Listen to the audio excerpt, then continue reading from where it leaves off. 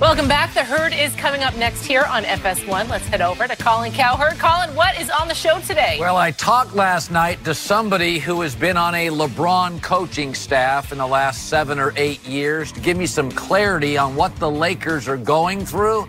That is coming up next. Thank you, Colin. For our final topic of the day, Luke Doncic was an assist shy of a triple-double in last night's loss to the Heat, but he got high praise from a future Hall of Famer. Dwtane Wade said about Doncic's passing ability, quote, "It's LeBron James-like from the standpoint of how he's able to rope that pass to shooters in the corners. He does an amazing job of it." All right, Chris. D-Wade going a little too far on that? I don't think so. Yeah. I am sold on Luka Doncic. His numbers are almost exactly like LeBron's, except he averages 2 more rebounds than LeBron did when they were both rookies. He's 19. He's basically the same age LeBron was. LeBron was 18. And the best thing is leading the wins.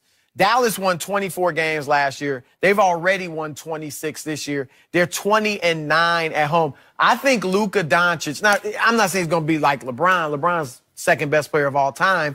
I'm not putting Luka on that level, but I do think he's a future MVP candidate in this league. He looks like a man amongst boys. And like you say, you do the comparison of the numbers, you can see where Dwtane Wade is giving him those high praise. It's because the numbers bear it out. It's not off the top of his head. Yep. And he's been sensational his rookie year. Yeah, the way he's playing like a seasoned veteran at 19 years old. And I think that's what separates him from all these other rookies and young players in the league, and what will allow a player like Dwtane Wade to give him that much praise, comparing him to a LeBron James. The price of admission, Luka Doncic, I love to watch him. So keep it up. To watch. All right, guys, fun show today. That is going to be it for us. We'll be back here tomorrow morning at 9:30 Eastern. Right now, Colin tells you who he is siding with in the Lakers' power struggle. The Herd start. Well, things haven't worked out as planned for the Lakers and LeBron so far. They're under 500 and are 3 games back in the playoff race. This is all leading to speculation that Luke Walton could be out as head coach.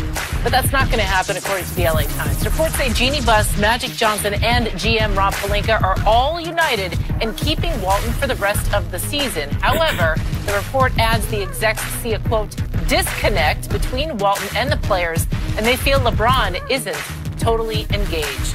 So we're joined once again by Celtics legend Brian Scalabrine. Corrected myself. Get it right. I'm going to ask you to be a little unbiased in this segment as we talk Lakers. But what do you think? Would it be a mistake to let go of Luke? Yeah. I mean, he's built this culture so far. I know it's not what they expect, but LeBron missing 18 games, that's not an easy thing to do.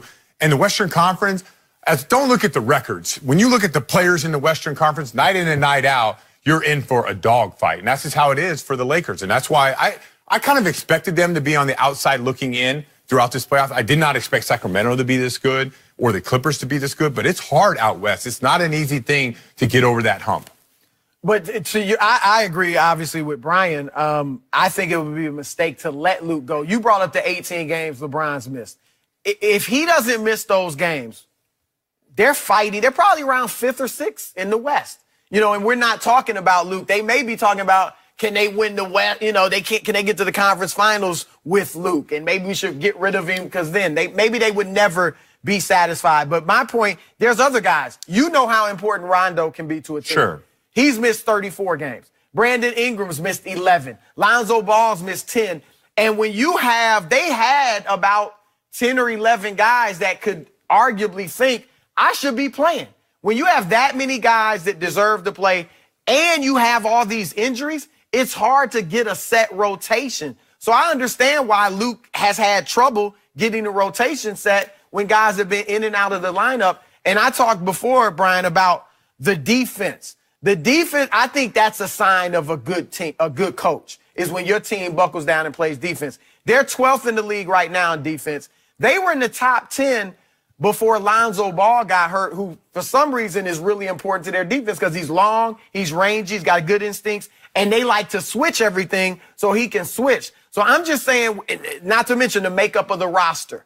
You put it together without three-point shooters, even though you brought in LeBron James. Then at the trade deadline, they go and get some three-point shooters. How many excuses are you going to make? No, these are facts. Yeah, that was a lot, There's a difference. There's a difference between what? Because I'm dropping facts. There's a difference between facts and excuses. You make excuses. I drop facts. These are excuses. The Is bottom it line, not a fact that LeBron was out? And then Brian, he what makes kind a of difference. business? Is this a results business? Nobody in their right mind thought they'd be on the outside looking. He just said it. Even you did. You I didn't think did. they were going to make the playoffs this year with LeBron James. I just think the And he West is wasn't the the only beast. one. I look at the Western Here's the other Conference. thing. LeBron James, Chris Broussard, is back on the court. He's not 5 injured. games, Rob. And what have Don't they be a done prisoner of the since they've moment. been back? Don't they be a lost prisoner. to Atlanta the other night. LeBron had a triple-double, and they lost. They're on the outside. So that's why And you Luke know should what? get fired. I'm telling Because you. LeBron had a triple-double and they lost. No, I'm just saying because they lost also to the Cavaliers and the Knicks at home. Sure. The Lakers. Without And LeBron. You can't Don't just forget pick that fact. games out. picking those games. You can't And do that. here's In the- 82 games, you can't and do here's the that. other Because they beat OKC. They beat Golden But State. here's the other thing. They're better than Luke those teams. Walton wasn't hired by Magic or Palinka. He's not their guy. Yeah, but that's not what And she's when you asking. don't win. That's not what she's saying. Should he be fired? Not, is he going to? If they Why? continue this, Should. If they continue this downward slide as we move into the final 25 games, they might need to do something to try to shake it up and save this season. Wait, how are you going to save this season? Easy to make the playoffs. Everybody would still rather LeBron James make the playoffs and have a chance than him being on the outside looking in and not making the playoffs at all. I'm with Rob, and here's why. It's a mistake. And Brian, you know this. When you're in a locker room and there is conflict and there's tension, meaning you got Rondo, you got JaVale McGee, you got Lance Stevenson, all these 3 veteran guys on a 1-year deal. They're trying to play and get an extension somewhere, and if not with the Lakers. Then you have these young guys who are trying to play themselves into a contract and get long-term deals. And there's tension because we were out the window just a week and a half or so ago because you were trying to acquire Anthony Davis. Now all of a sudden we're here. This is what Luke Walton has to deal with, and he hasn't been able to corral these guys. You don't have the ear of your superstar in LeBron James, and so if I'm a young guy and I'm all these other veterans and I see the number 1 person on this team doesn't even listen, or you can't influence him, you can't get him to play hard or play defense or do the things that you need to do as a head coach to echo. You got to have that player that you know can speak to the team and have influence echoing what you're doing at that head coach position. And he doesn't. He doesn't have that. I'm not saying he's a bad coach. I'm not saying that Luke Walton can't get another job somewhere, and I'm sure he would. But right now, they have to shake something up because LeBron isn't sold on Luke Walton. And that's why you acquired LeBron James, and now all of a sudden, we're acting as though he wasn't going to have problems with what's in place. Was LeBron sold from the get-go? He was sold because of Magic. But no, was he sold on Luke? He didn't meet him for like 4 weeks after he signed. Because maybe they should have made the coaching. You're right. I mean, obviously you need your superstar and the other players to buy in. But if they knew if LeBron wasn't sold in November or December, maybe that would have been the time. But here I go. Even if he wasn't sold in, they still were the 4th seed at one point. Yeah, but that was so long ago. When you that look was at like the team a where month it's and a going, half. The question was, should he? That was the question. Not will he or LeBron. Should he? He should not be fired. I mean, why should he not be fired? Tell He us. has exceeded expectations with LeBron out. 18 under 500? games? Yeah. LeBron missed 18 games. Yeah, but some of those Go games, and look at Brian, all the games where go LeBron look at the schedule on some of the games that they lost when LeBron was out. They should have won those games. They weren't prepared. But they also beat Oklahoma City and Oklahoma City. Very nice. Out. And you know what? Weren't you just the one that said lost you 18 can't straight? No, but he did it. But the Knicks have lost 18 straight. Guess what game they won? The Laker game. The Laker game Rob, in LA. If you're going but that's it. That's the reason. If you're going to discredit Luke and I'm the not Lakers, discrediting. if you're going to discredit and blame him for the bad losses, then you have to give him credit for the good wins. See, give him credit for Golden State. This is what give I'm him not credit doing. for OKC at OKC without LeBron. I'm not blaming Luke. I'm just saying from So the answer is no. So you're not answering should. No, he should not be fired. From a team dynamic, when you're in a locker room and you don't have the ear of the players from a head coach perspective, the odds are you're going to move on with that guy because we need somebody that can corral these guys, that these guys are going to be willing to play for.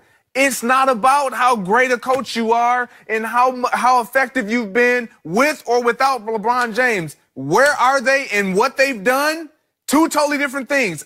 Trust me, I want them to be successful. I believe that you see it. But Your main I'm a reason for him, he should be fired because LeBron and the players are basically tuned him out. Yes. That's what you're saying. Yes. Let's look at this from a different angle. So the LA Times report from Brad Turner says that Luke's job is safe through the end of the season. Okay, so there's that. Lakers are still trying to make the playoff. They're a couple games out.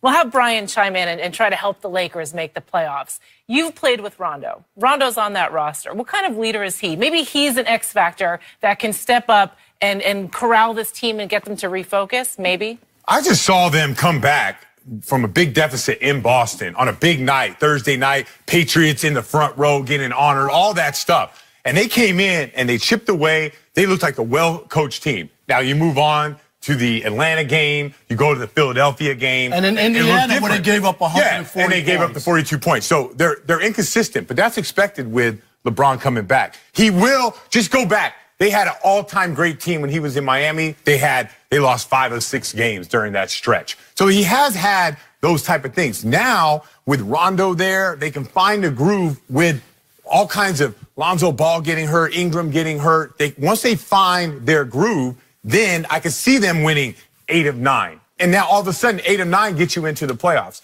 So that is, to me, for them, with LeBron missing all these games, that should be the standard. And going back to Rondo, I think he's a phenomenal leader. I know it's like he's very polarizing when you think about. But when he gets in a situation where he fits well. Yeah, and he can lead teams. He can make players better. So you have young guys. The biggest thing you want to do this season for them is take your young guys and showcase them. LeBron makes people around him better. Rondo makes people around him better. If I have young players and I'm trying to showcase them, I want those two guys on my team. And I think Luke Walton also understands that. I don't know if he'll be back next year, if they got AD in the offseason. I don't know any of those things. But I'm looking at what they're doing right now. Luke Walton, Rondo, LeBron, they do have what it takes to flip the switch and get into the playoffs in the Western Conference. But they can't have those bad losses to Atlanta on the road. The legend has spoken. There we go. And the legend agreed with me. I'll have you two know. I'm just saying.